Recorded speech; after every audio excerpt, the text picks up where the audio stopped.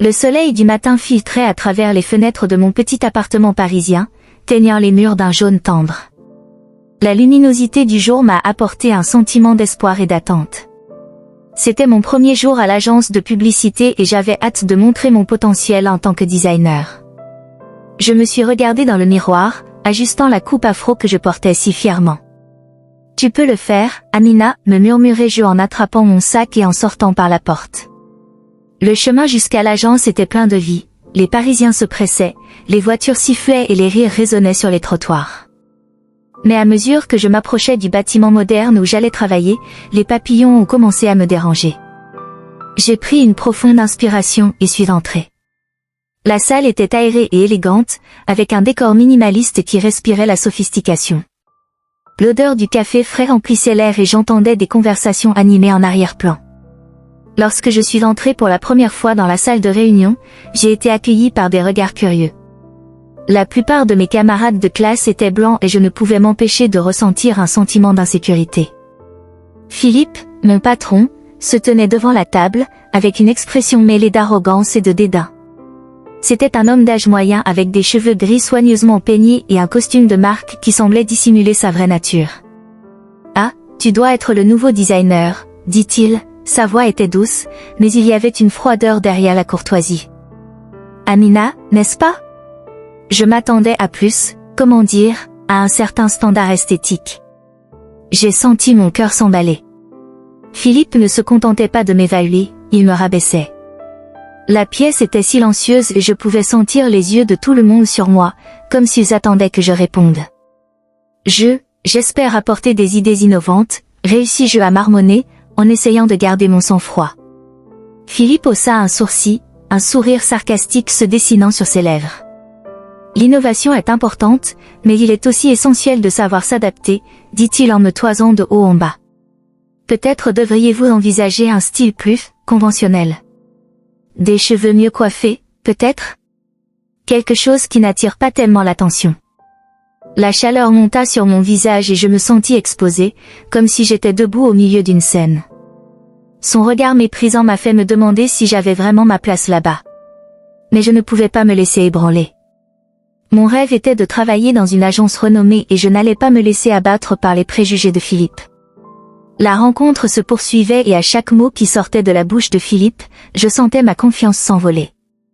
Il a fait des commentaires déguisés en « conseils » qui étaient en fait des insinuations racistes.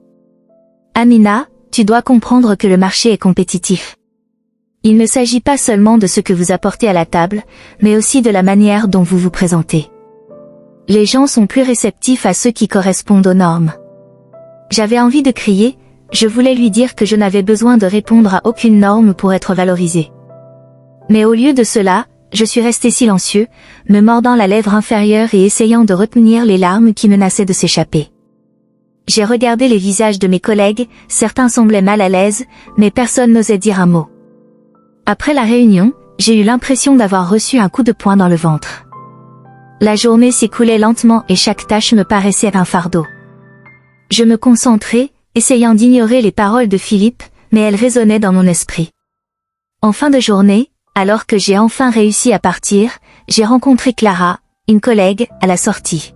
« Salut Amina. Comment était ta première journée ?»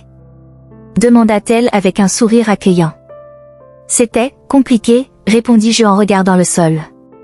Philippe, eh bien, il n'était pas vraiment accueillant. Ah, je savais qu'il serait comme ça. Ce type de comportement n'a rien de nouveau. Ne laissez pas cela vous décourager. Vous êtes talentueux et méritez d'être ici, a déclaré Clara en posant une main réconfortante sur mon épaule. C'est facile à dire, Clara. C'est juste que, je ne sais pas si je peux gérer ce genre de choses, avouai-je, la voix tremblante. Il m'a donné l'impression que je n'avais pas ma place dans cette pièce. Clara secoua la tête. Écoute, ce n'est pas seulement toi. Il a cette attitude arrogante avec tout le monde, mais avec toi c'est différent. Il se sent menacé, Amina. Vous êtes talentueux et il le sait. Ne le laissez pas gagner. Il faut être plus fort que lui. Je fermai les yeux un instant, absorbant ses paroles.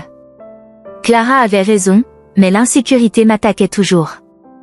Je vais essayer, dit-il finalement.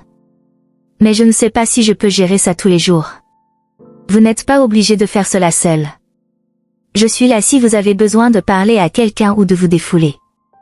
Et qui sait, peut-être que nous pourrons faire quelque chose ensemble pour lui montrer que nous ne nous laisserons pas intimider, suggéra Clara, une lueur de détermination dans les yeux. J'ai souri faiblement, mais l'idée d'avoir quelqu'un à mes côtés m'a redonné un peu d'espoir. Merci, Clara. Cela signifie beaucoup pour moi. Allez, tu es un designer talentueux et je vois un bel avenir pour toi dans cette agence. N'oubliez pas, vous n'êtes pas seul, a-t-elle déclaré avant de lui dire au revoir et de s'éloigner. En rentrant chez moi, la ville de Paris semblait plus sombre qu'avant. Le poids des paroles de Philippe était toujours présent dans mon esprit. Je voulais être forte, je voulais lutter contre les préjugés, mais le combat semblait tellement immense. À chaque étape, j'ai réfléchi à la façon dont je pouvais me protéger, en même temps, montrer ma valeur.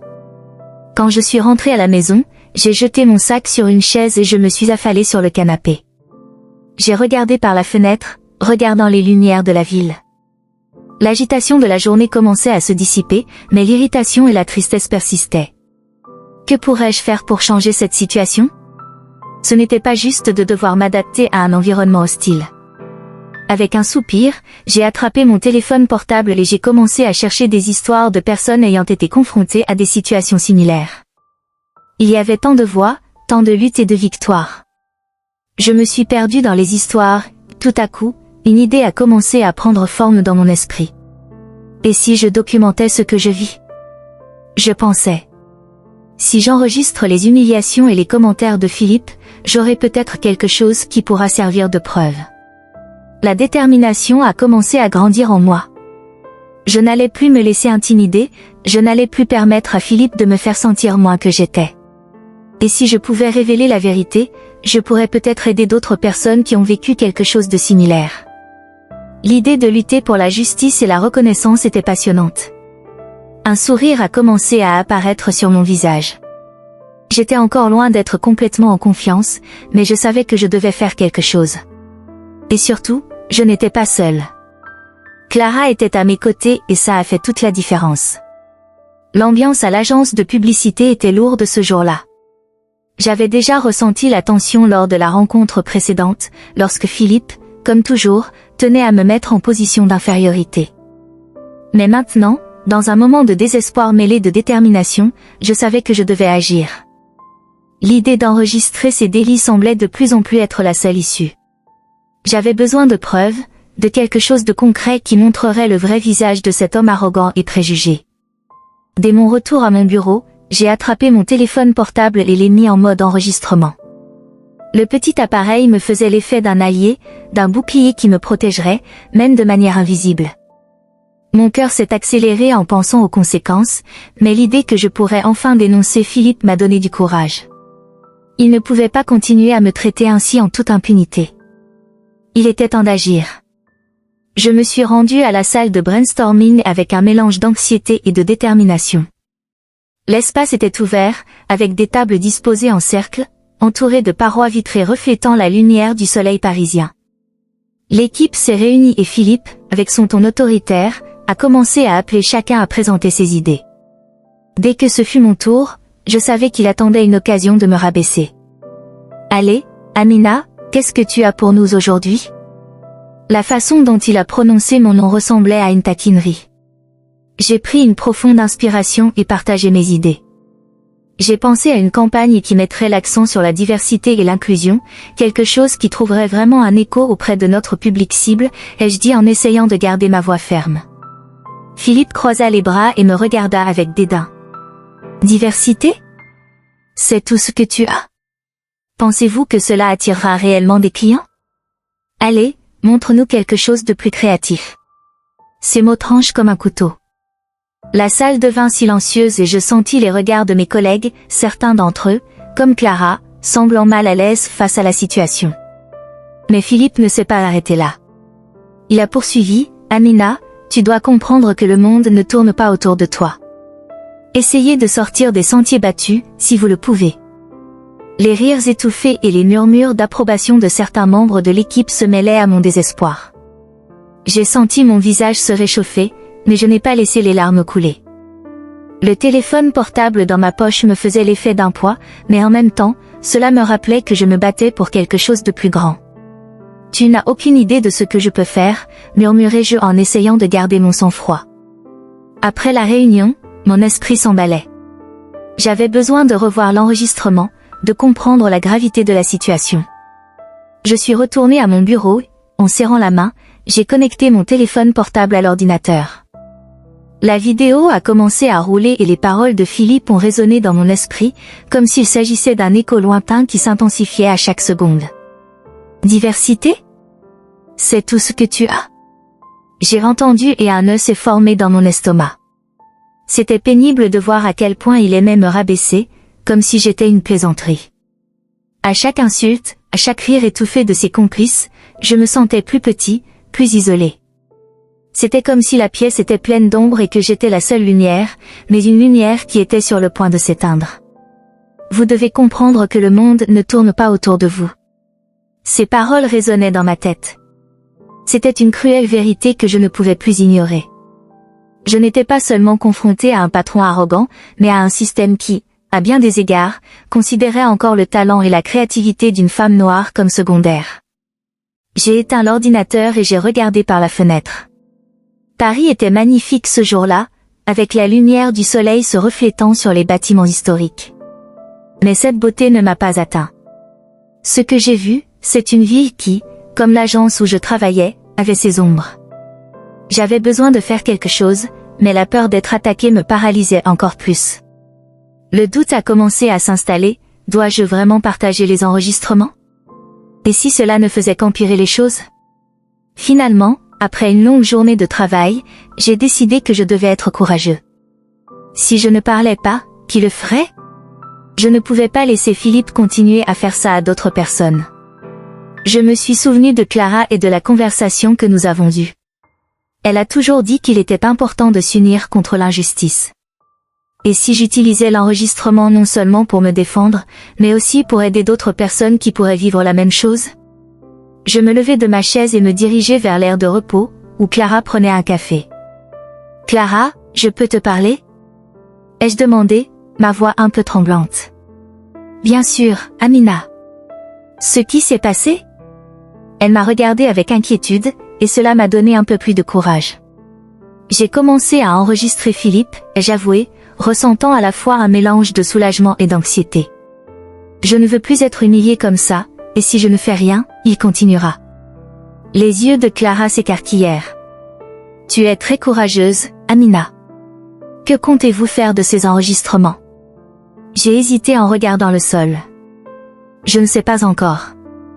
Mais j'ai l'impression que je dois agir, pas seulement pour moi-même, mais aussi pour toutes les autres personnes qu'il pourrait blesser. Si tu as besoin d'aide, je suis avec toi, dit-elle, la sincérité de sa voix étant réconfortante. Nous pouvons le faire ensemble. Merci, Clara. Je l'apprécie vraiment, dis-je, sentant une chaleur se propager dans ma poitrine.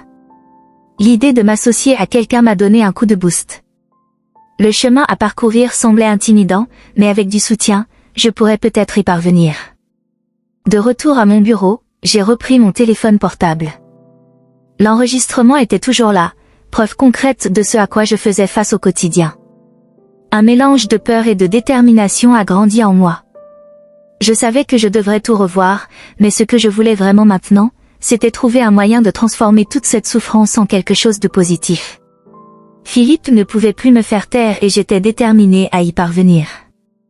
La journée a recommencé avec le même mélange d'anxiété et de détermination qui faisait désormais partie de ma routine.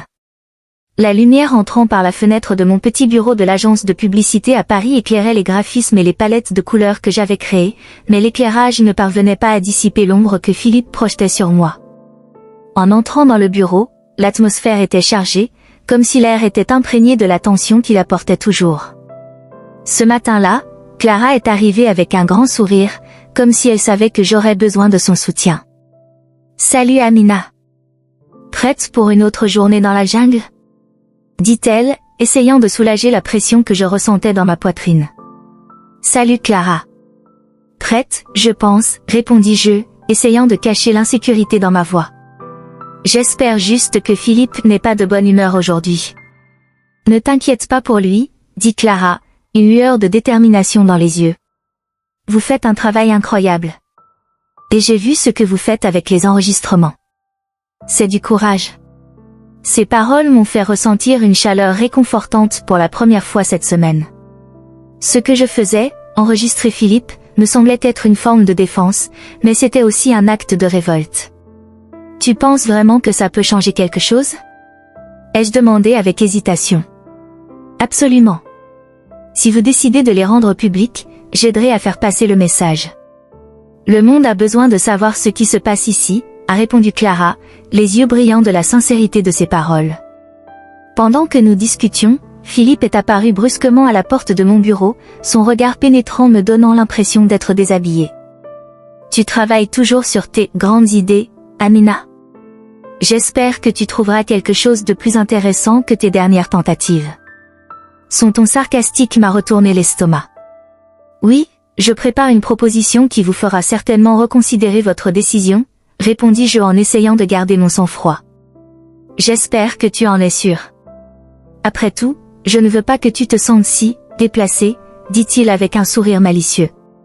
Ce mot, déplacé, résonnait dans mon esprit, comme s'il essayait de me pousser hors de la pièce, hors de l'entreprise.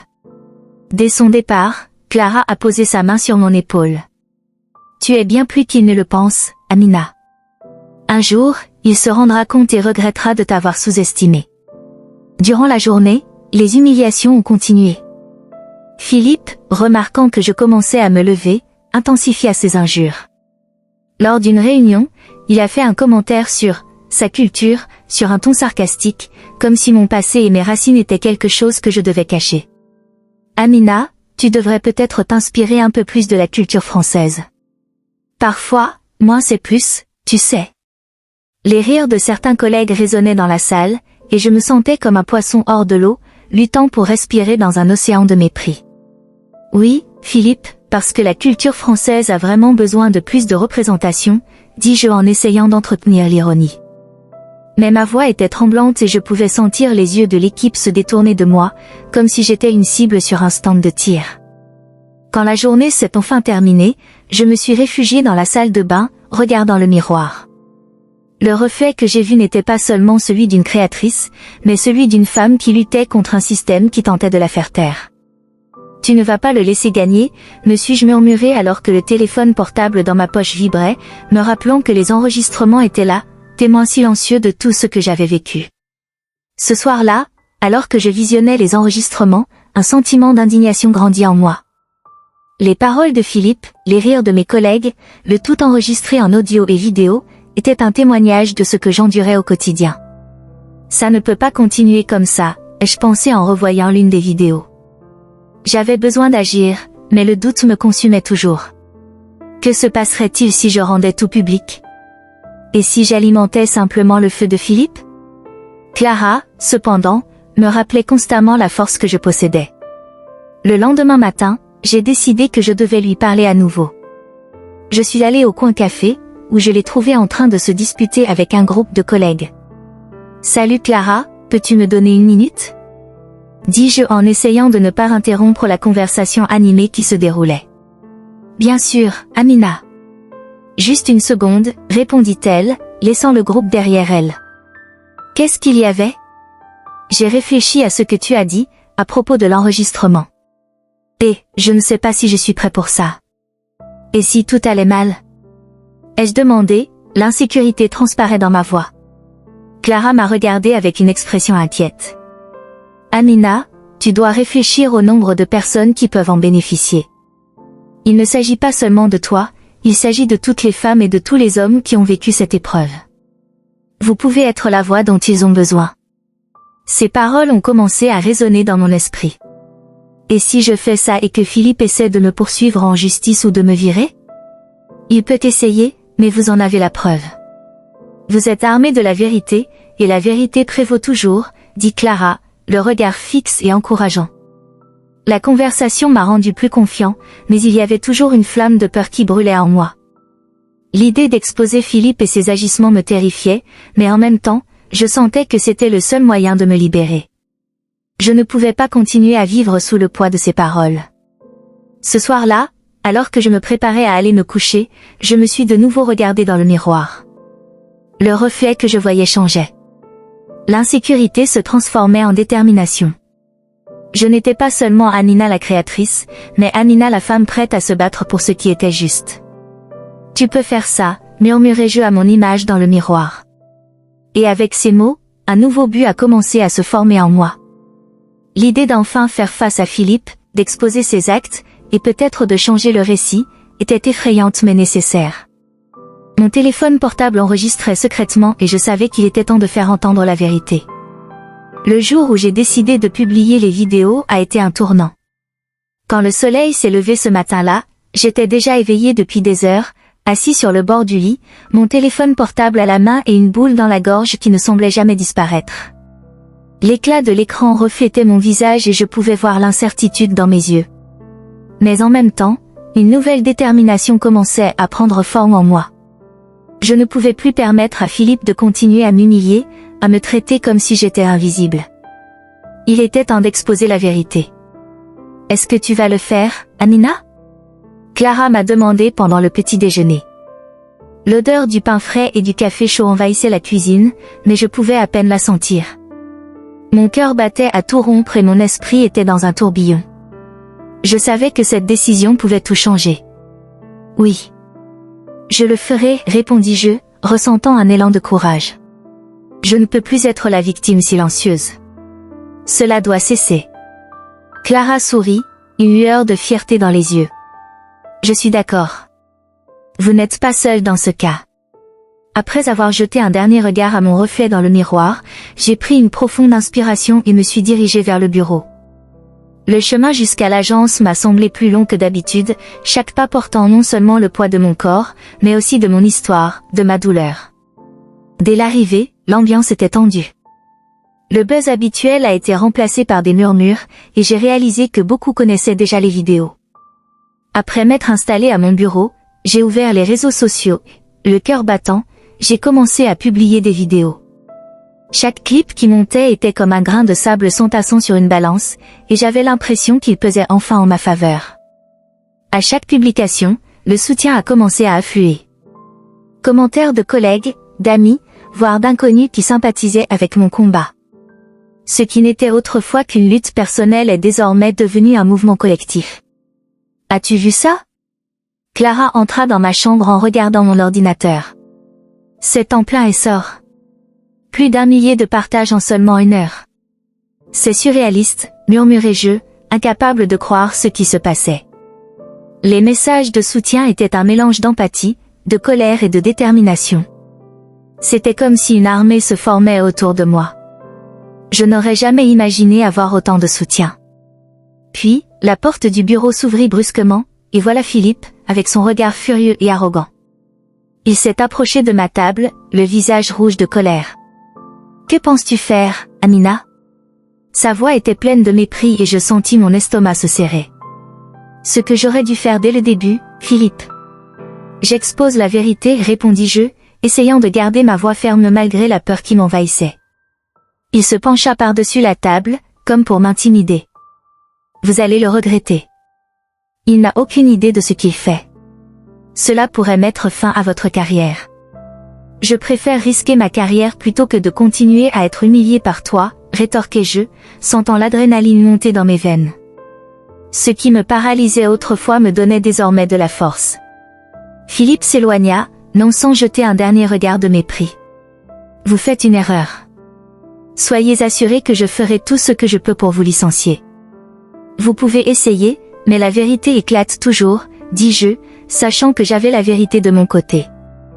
L'atmosphère au bureau évoluait rapidement.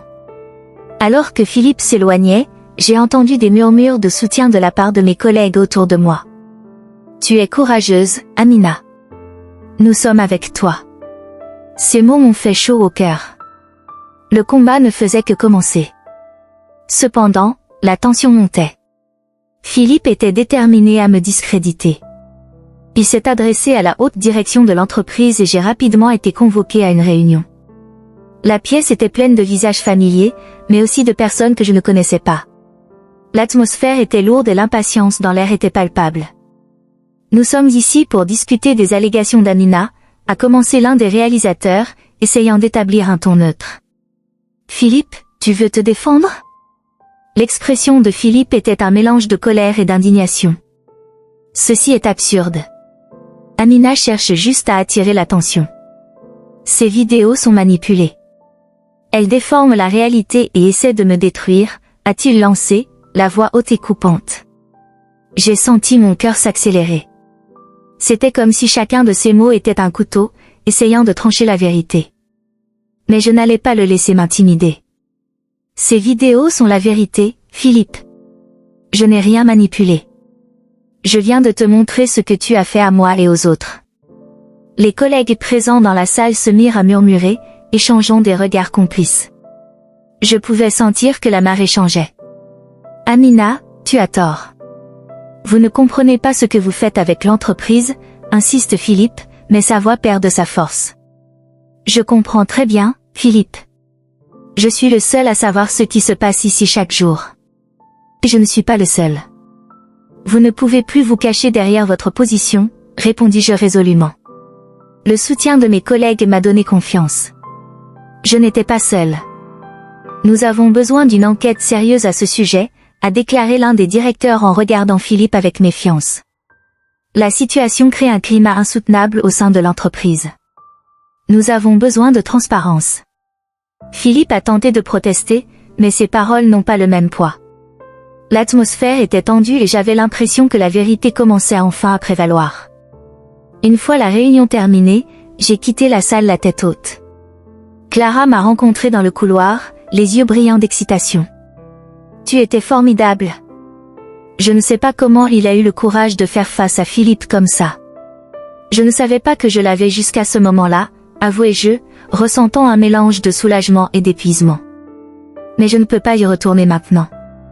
Et tu ne devrais pas. Le peuple est de ton côté, Amina. Tu changes tout, dit Clara en me tenant la main. Nous sommes avec toi. Et à ce moment-là, j'ai réalisé qu'il ne s'agissait pas seulement de moi.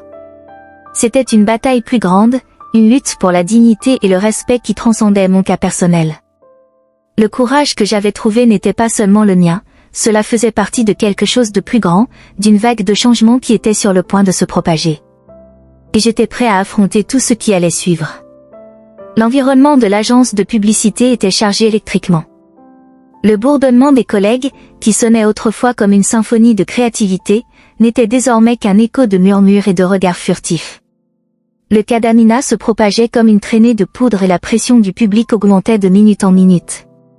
J'étais assis dans la salle de conférence, l'anxiété palpitant dans mes veines. C'était comme si chaque battement de mon cœur résonnait dans la pièce, et je savais qu'à tout moment, ma vie pouvait changer pour toujours. Avez-vous vu ce qui se passe dehors? Clara entra dans la pièce, les yeux brillants d'inquiétude. Il y a foule devant l'entreprise. Ils brandissent des pancartes écrits votre nom. Je ne peux pas croire que cela se produit, répondis-je, essayant de comprendre la réalité de ce qui se passait. Les médias couvraient l'affaire et désormais même les manifestants se ralliaient à ma cause. Mais et Philippe? Qu'est-ce qu'il va faire? Il a toujours un tour dans son sac. Je ne sais pas, mais il semble désespéré. Il essaie de vous discréditer en disant que vous voulez juste de l'attention et que vous exagérez tout ça, informa Clara, le ton de sa voix mêlant indignation et tristesse. C'est tellement bas de sa part. Un niveau bas ne suffit pas, marmonnai-je en croisant les bras sur la table. Pense-t-il vraiment qu'il peut s'en tirer avec tout ce qu'il a fait? La porte s'est ouverte et l'un des dirigeants de l'entreprise est entré. Son visage était sérieux et le murmure qui avait rempli la pièce auparavant se tut instantanément. Amina, nous devons parler, dit-il en me faisant signe de le suivre. Mon estomac s'est retourné. Que pourrait-il se passer ensuite? Je l'ai suivi dans une pièce plus petite, où l'atmosphère semblait encore plus tendue. Il a fermé la porte derrière nous. Vous savez que la situation est hors de contrôle, n'est-ce pas? La couverture médiatique est intense et les réseaux sociaux sont en effervescence. Nous ne pouvons pas ignorer cela. Je sais exactement ce qui se passe. Philippe ne peut pas dire que j'exagère. Il sait ce qu'il a fait, répondis-je, sentant la détermination monter en moi. Nous prenons cette situation très au sérieux. La police a déjà été appelée et est en route. Nous devons recueillir des déclarations et des preuves pour pouvoir agir, a déclaré le réalisateur, le regard fixé sur moi. Et, Amina, j'ai besoin que tu sois préparée à ça. Préparée à quoi? Pour que Philippe tente encore une fois de retourner la situation contre moi. Je ne pouvais cacher la frustration dans ma voix. Il ne peut pas continuer à faire ça. Il doit être tenu responsable. Le réalisateur hocha la tête. Je comprends votre inquiétude, mais l'entreprise doit aussi se protéger. Si les choses dégénèrent, nous pourrions faire face à des répercussions juridiques. Et cela aurait un impact sur tout le monde ici. Et que me proposez-vous de faire? Dire à la police que Philippe essaie de me manipuler et que je suis la victime? C'est exactement ce que j'essaie de faire. Il doit être exposé. Ma voix devenait plus forte et je pouvais sentir l'adrénaline me traverser. Calme-toi, Amina. Je suis là pour vous aider. Faisons-le de la bonne manière. Vous avez les enregistrements, n'est-ce pas, a demandé le directeur, essayant de garder la situation sous contrôle. Oui, j'ai. Mais pas seulement. J'ai des témoignages d'autres collègues qui ont également été victimes de son comportement. Ils ont peur de parler, mais je sais que je ne suis pas le seul, avouai-je, la colère se transformant en une détermination renouvelée. Nous devons le faire ensemble. La conversation fut interrompue par un léger coup à la porte. Un policier est entré et immédiatement l'ambiance a changé. Il était grand, avec une posture ferme et un regard qui respirait le professionnalisme. Lamine, a-t-il demandé, et j'ai hoché la tête. Nous allons avoir besoin de votre aide pour comprendre ce qui se passe ici. Claire. J'ai des enregistrements et plusieurs personnes veulent témoigner. Philippe doit être tenu responsable, répondis-je d'une voix ferme malgré la nervosité qui montait dans ma poitrine. Le policier m'a fait signe de le suivre. Dès que j'ai quitté la pièce avec lui, j'ai senti à nouveau les regards de tout le monde sur moi. C'était comme si je portais le poids du monde sur mes épaules. Chaque pas vers la salle où se déroulaient les dépositions semblait plus lourd que le précédent. Dans la pièce, j'ai vu d'autres employés de l'agence. Certains semblaient nerveux, tandis que d'autres étaient clairement déterminés. Clara croisa mon regard et fit un mouvement encourageant. « Tu peux le faire, Amina. Nous sommes tous là pour vous, » murmura-t-elle, et cela m'a donné un regain de courage. Le policier a commencé à poser des questions. « Amina, peux-tu nous dire ce qui s'est passé ?» J'ai pris une profonde inspiration, essayant d'organiser mes pensées. Philippe a toujours été irrespectueux envers moi. Il fait des commentaires racistes et rabaisse souvent mon travail devant tout le monde. J'ai commencé à enregistrer nos interactions parce que j'ai réalisé que je ne pouvais pas laisser cela rester impuni, expliquai-je d'une voix ferme. Ces enregistrements montrent la vérité. Pouvez-vous nous montrer ces enregistrements? A demandé l'officier, et j'ai accepté, sortant mon téléphone portable de ma poche et montrant les images. La vidéo a été diffusée et le silence dans la pièce était palpable.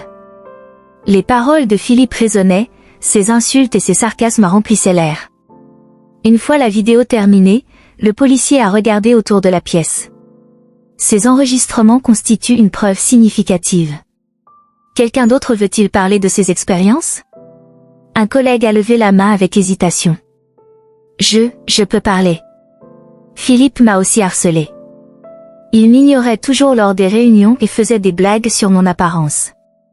J'avais peur de perdre mon emploi si je disais quoi que ce soit, a-t-il admis, la voix tremblante. De plus en plus de gens ont commencé à parler et j'ai ressenti une vague de solidarité. Nous étions tous ensemble dans ce combat et l'unité était palpable. La police a commencé à recueillir des témoignages et le sentiment que la vérité était enfin entendue a été comme un baume pour mon âme blessée. Pendant ce temps, dehors, le bruit de la foule s'intensifiait. Des cris de soutien et des slogans résonnaient sur les murs de l'entreprise. C'était comme si l'univers s'alignait pour nous soutenir. Philippe pouvait essayer de manipuler la situation, mais maintenant nous étions plus forts qu'il n'aurait jamais pu l'imaginer. Quand j'ai fini de parler, le policier m'a regardé dans les yeux. Nous te remercions pour ton courage, Amina. Nous ferons tout ce qu'il faut pour que cela ne reste pas impuni. Les mots résonnaient en moi comme un mantra. Je n'étais pas seule. Enfin, il y avait de la lumière au bout du tunnel.